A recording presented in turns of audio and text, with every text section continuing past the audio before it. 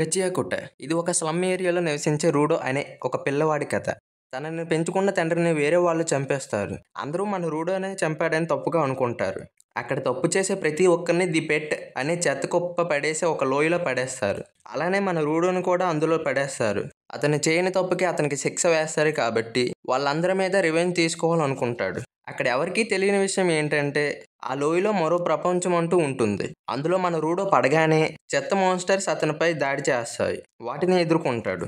అటువంటి ప్రమాదకరమైన వాతావరణంలో తన తండ్రి చావు వెనక ఉన్న నిజాన్ని, ఇంకా అతని సమాజంలో జరిగే అన్యాయాలను బయటికి తీయడానికి రూడో క్లీనర్స్ అనే గ్రూప్లో జాయిన్ అవుతాడు. ఇలా నెక్స్ట్ ఏం జరుగుతుందో అని తెలుసుకోవాలంటే మీరు ఈ యానిమేని ఖచ్చితంగా చూడాల్సిందే.